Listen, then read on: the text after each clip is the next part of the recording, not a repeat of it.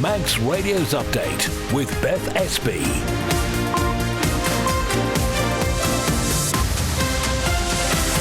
Well, Fastamai, good evening. Welcome to Update here on Manx Radio FM, where we take you through the main news of the day in just under half an hour. Coming up tonight, some changes to the Highway Code are incoming.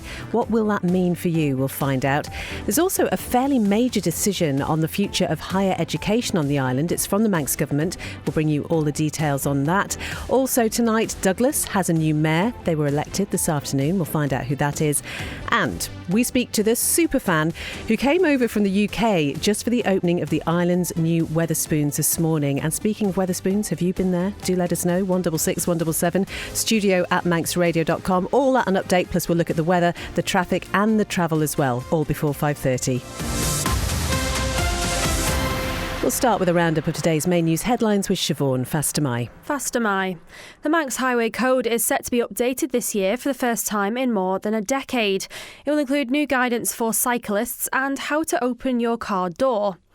A motorcycle racer from Northern Ireland has been cleared of raping a Manx resident. Robert John Wolseley was charged with rape and 2 offences of indecent assault relating to events in Douglas on or about the 26th of May 2023.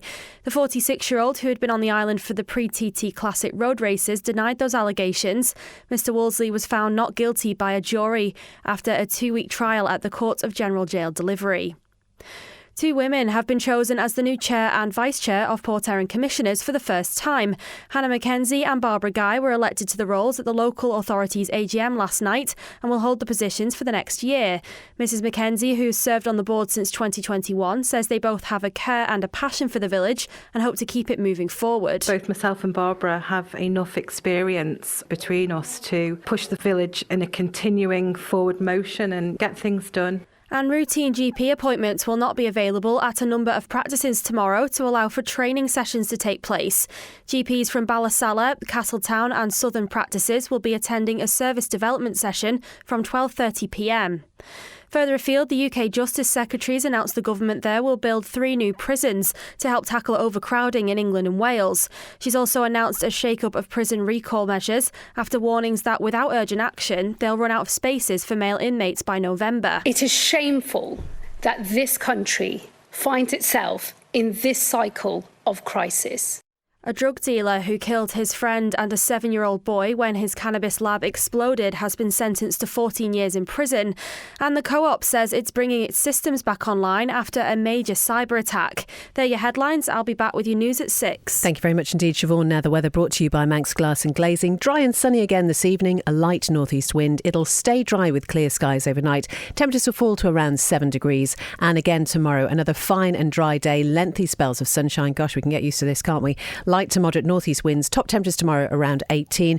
And the settled weather will continue for the rest of the week, bringing plenty of sunshine and generally light winds. Sunset this evening, 13 minutes past 9. Sunrise tomorrow morning, 5:15. Manx Glass and Glazing can supply and install single, double and triple glazing. Call 674 573 or visit the showroom on the Snugborough Trading Estate. If you run a small business or just need more room in the back, Philshaw Vehicles has the perfect van or light commercial for all your needs and can sort out any finance. Based in the Tremode Estate, view philshawvehicles.im or call 49 51 49. A great night's sleep got even better with Zed's Bedding Store. From quality Beldorm bed linen and mattress protectors, fleece and woven throws to luxury duvets from the fine bedding company Zed's Bedding Ramsey, next to Isle of Man Bank. SMS Trading have moved to 3 St Paul's Square, Ramsey. For flat pack to fully built, new or second-hand furniture, SMS Trading offer all-island delivery and man-in-a-van service. Call 315151 or find SMS Trading on Facebook. At Begode Cattery, we have been caring for animals for over 50 years. As a cattery, we care for customers' cats and treat them as our own.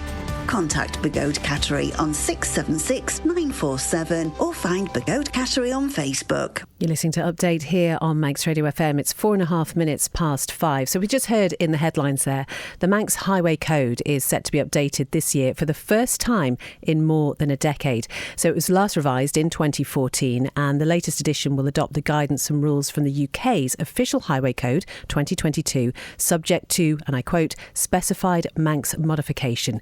Lewis has the details for us. Details of the upcoming changes have been published by Infrastructure Minister Michelle Haywood in response to a Tynwald question for written answer from Douglas Central MHK Chris Thomas.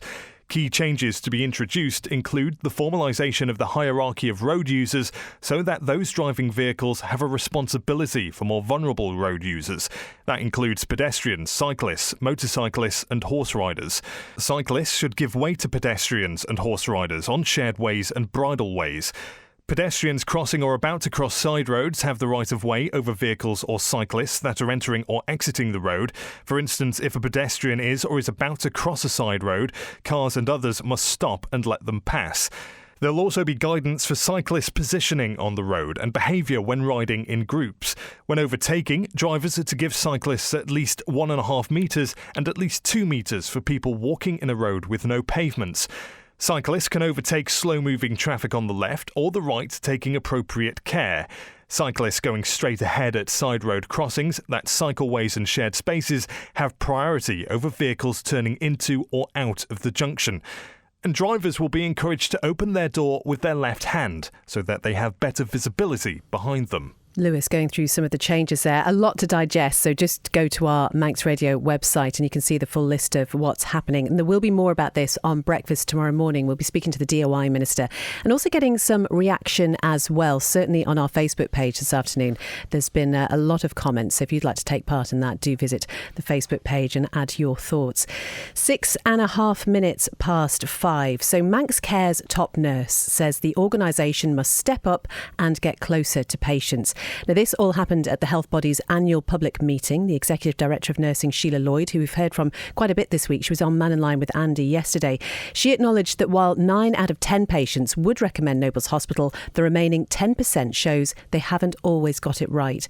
She's promising a renewed focus on frontline care, saying nurses should spend more time with patients and less time in meetings or behind a computer. We're going to hear from Sheila now. I should say at this point, the audio is a little bit distorted. That's because it's come from the YouTube broadcast of this, but this is what she had to say. For nurses, we've got to empower them, we've got to encourage continuous quality, resolve problems for patients and their relatives. So we do something called a family-friendly test, and that's a test that's done in the UK as well as here, and the test is really just one question. Would you want your family to be looked after here? And, do you know, we're over 90%. On that question. But I know, as an experienced executive nurse, that we don't get it right all the time. And I know that there are certain areas where we have got it wrong. And I apologise for that. But what we must do is work with families and work with patients to get things right and make sure that those things, or we absolutely try to prevent as much as we can from those things happening again, and learning from our little mistakes and being upfront, honest about that. And as part of that, that's where the senior matron comes in, freeing their time up to be able to work more closely with our patients and their families.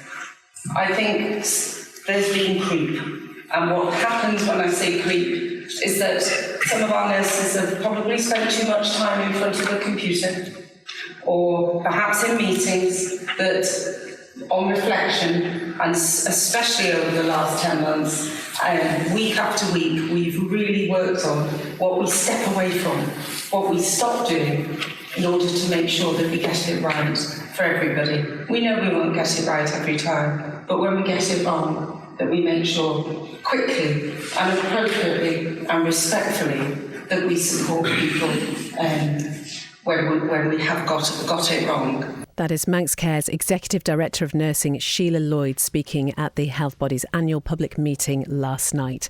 9.5 minutes past 5 now, just a day after the Isle of Man Fire and Rescue Service warned of the heightened risk of wildfires.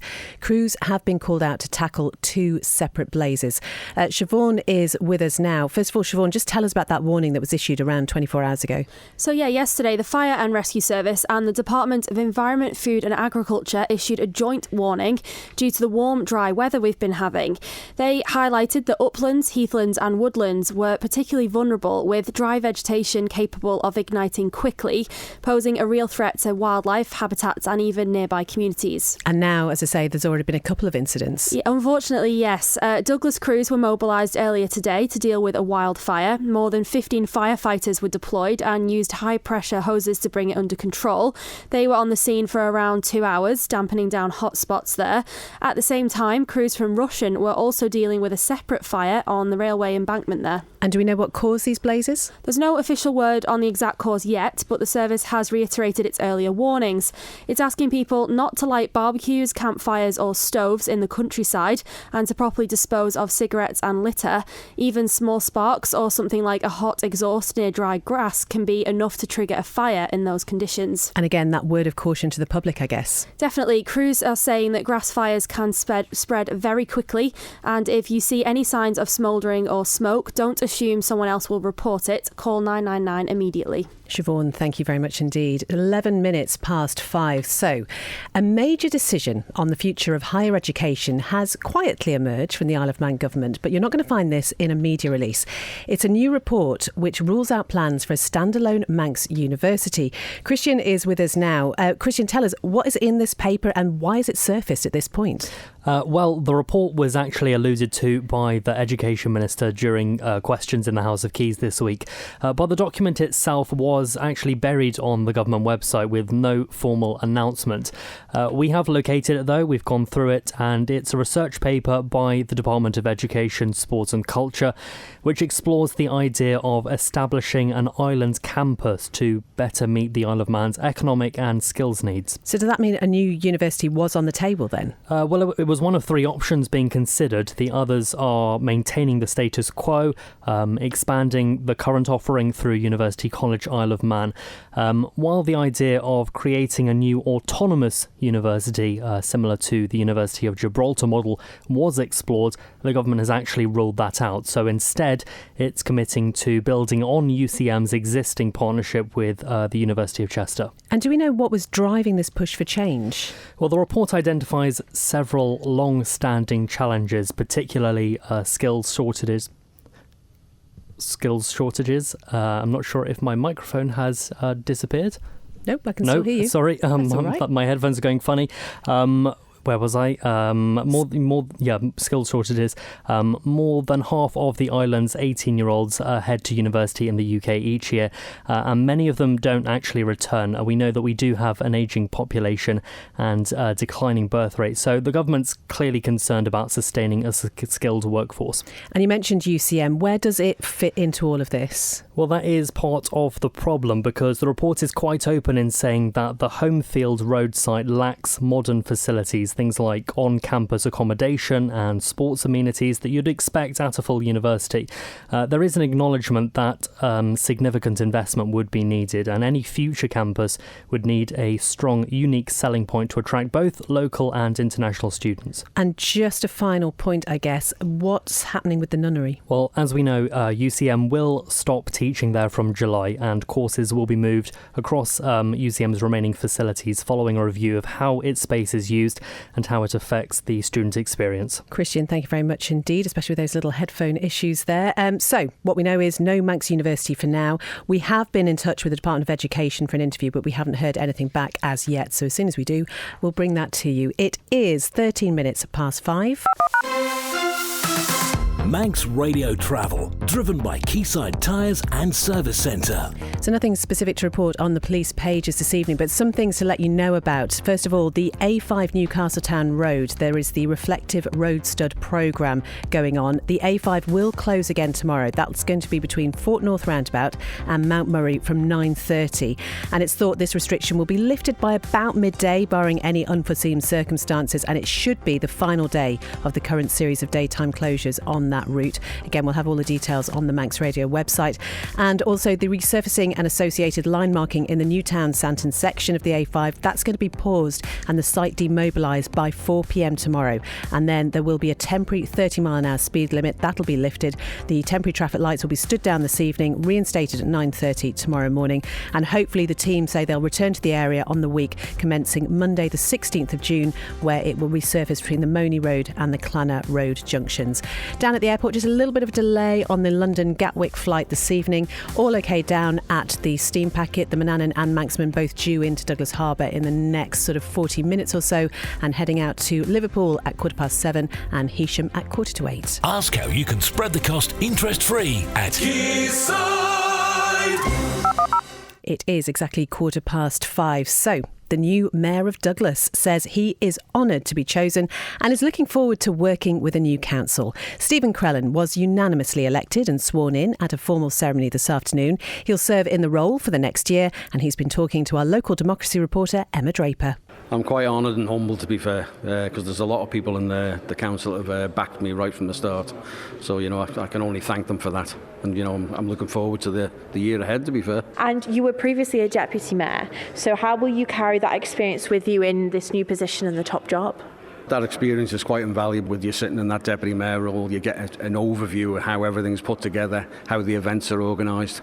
So it'll make my job a hell of a lot easier than jumping in with no experience at all. So yeah, it should be good. Obviously you're taking over from Councillor Natalie Byron-Tier. So what do you think you'll be learning from her? I mean, Natalie has done an absolutely amazing job. I mean, 2 years, 24 months in the job. She set out to engage with the community, which she has 100% done.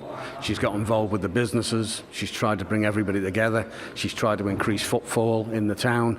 She's also tried to raise money for all her charities at the same time and tried to build up the persona of other charities to try and get money to them as well. So yeah, she's certainly set quite a high standard for me to try and follow, and if I can do half of what she's done, it'll be absolutely amazing. You've also got a new leader of the council as well in Devon Watson, so how will you be working with him to support residents, ratepayers and businesses of the capital? Some people would say Devon's probably a little bit controversial, but I've found after me joining the council, we put Devon into the chair of housing, and everybody took a big gasp back to say, why are you putting him into housing?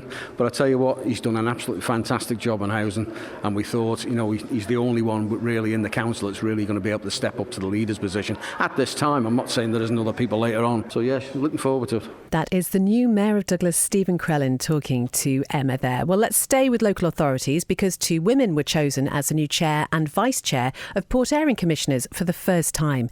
Hannah Mackenzie and Barbara Guy were elected to the roles at the authority's AGM last night, and again they'll hold these positions for the next year. I think it's good. I think it's positive. I think both myself and Barbara have enough experience between us to push the village in a continuing forward motion and get things done, make it the best it's ever been. Is that something you agree with? Absolutely, and it's great for Port Erin that for once, we've got a lady chair and a lady vice, so, let's see what us girls can do. And between the two of you, you've got a lot of experience on the board, so how do you feel like that's going to help you guys over the next year, just really try and move things forward for residents in Port Erin? Ultimately, as well as having experience on the board, we're both long-standing Port Erin residents. We both love Port Erin. We both have family in Port Erin, and I think that is ultimately what stands us in the best stead. We have a care and a passion for the village. Absolutely, and I think, that with Hannah being much younger than I am. She's got very modern ideas as well, and I think sort of the combination of the two should be great for the village, because like we say, we're both passionate about the village and it going forward in the right direction. So you did say that you're the first female chair and vice chair of the board for a little while.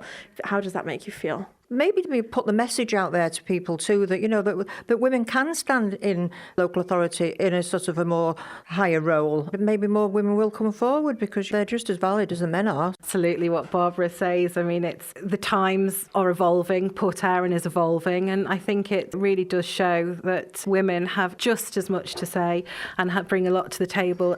Chair of Port Erin Commissioners Hannah Mackenzie and also the Vice Chair Barbara Guy, both talking to Emma there. 90 minutes past 5, the Chair of Manx Utilities says he's surprised over claims the projected total cost for a wind farm project was £23.5 million. Now, John Wannenberg was questioned repeatedly in the House of Keys this week over the finances involved in plans for an onshore wind facility at Erie, Staine and Scard. He admits the figure was given in a newspaper headline 2 years ago, but he says that total wasn't correct and was actually only part of the projected expenses. 23.5 million, that was an indicative cost back in 2023 of the components for the wind farm, not for the full cost of the wind farm, the overall project. So that's the answer, 23.5 for the indicative costs, 40 million for the full project. And that's never been hidden, that's always been the case. There were suggestions that the MU could think again about withdrawing from the south and heading for other sites.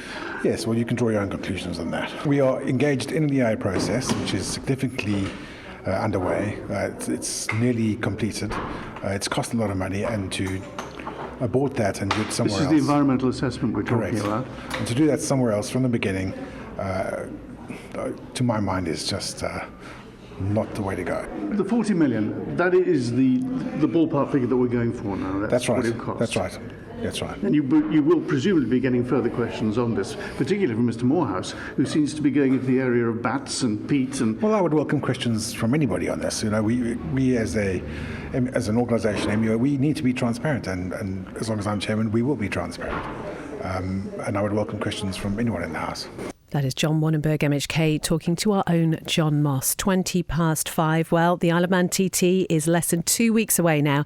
And among those targeting victory again this year is the reigning senior TT champion, Davy Todd. Now, a big change this year sees him and fellow competitor Peter Hickman joining forces as co-owners of the new 810 racing team. And Todd told us that he thinks it could be a recipe for success. Yeah, certainly hectic's definitely the word. It's been a crazy couple of months getting everything prepared and ready. Fortunately, me and Peter have had a fantastic group of guys behind us, a fantastic group of people involved with the 810 racing team. Putting everything together has been a rushed experience, certainly, but we're making sure we want to do things right. Of course, you and Peter now co-owners of the team as well. So how are you going to balance this year, not just going out there and racing, trying to get results, but also being co-owners, managing all the logistics around it? Yeah, it's I said before, it's a really exciting thing, becoming a co-owner with Pete. Honestly, the team won't take any managing. All the guys, all the people that we have involved with 810 racing, they all know what they're doing, they know the job, and we're going to approach it in a different way. We want it to be fun, we want it to be enjoyable for everybody, not just us, the riders. For 810 racing, what are the ambitions and wants from TT this year? Certainly for the TT,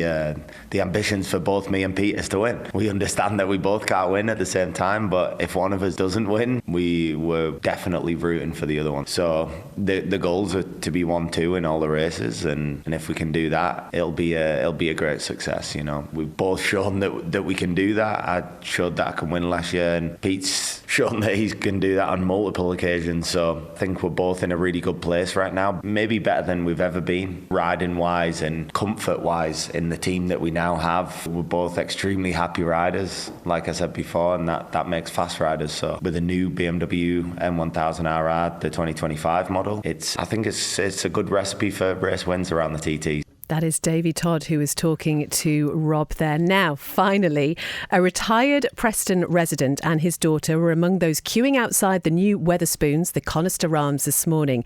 Peter Eden and Janet Wignall travelled over here just to be here for the opening of the franchise on Regent Street in Douglas. Peter, get this, he's been to 384 Wetherspoons. He has been labelled, if you didn't know there was such a thing, a Wetherspoons superfan. He says his mission of visiting all the branches in the UK started when he retired 8 years ago. it has been exciting. Seeing the mayoress here opening cutting the ribbon, and I didn't expect any of that really, so that was good. I'm glad we came because we were going to come this afternoon and just have a meal tonight, but I'm so glad that we came this morning. We're here to witness them opening it, so yeah, it's great. So 382. 384 now. 384, and what's the number you're trying to hit? 806. Is that the number of Witherspoons in the UK?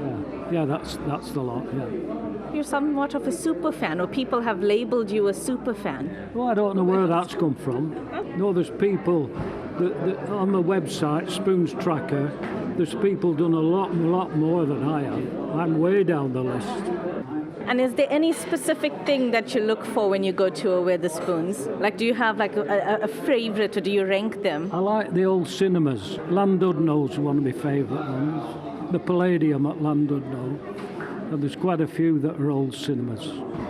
Right now, Janet, how did the idea of coming to the Isle of Man for this opening come about? Any excuse to come to the Isle of Man. We spend a lot of time here. We like the motorbike racing and anything that's going on. We come over. We came over when the new boat came in. I had to have the first trip out on the new boat. And then, of course, when we heard that Wetherspoons was opening, we were delighted and didn't think that would ever happen. So we had to come over for the opening. So that's why we're here. They take over some lovely old buildings. Years ago, it was the post office. I used to come here for stamps. When I used to be a stamp collector, I would come in here to buy me stamps on the first day of issue. And then I'd take them all around the island to get them franked. Thinking back to that, you used to come in here for that, and now, so many years later, you're here having a meal. Yeah. It was my stamp place years ago now. That is Peter and Janet, Wetherspoon super fans. So, there's a video on our Facebook page as well. Do take a look at that. Rob's here with the sport. What would you be a super fan of?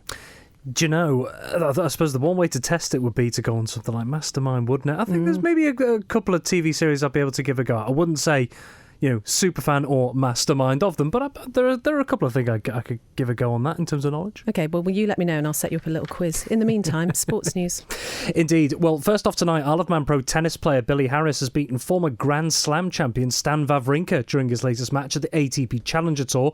While facing each other in the round of 32 at the Primrose Bordeaux yesterday, Harris overcame the Swiss wildcard entry 3-6, 6-2, 6-1. The 30-year-old former Kazakhstan and Albany competitor will now face third seed Talon Grishspor in the round of 16. It's also Harris's first win on an ATP event in just over a month, with his previous victory before this week coming in a qualifying semi-final for the BMW Open in Germany on the 12th of April.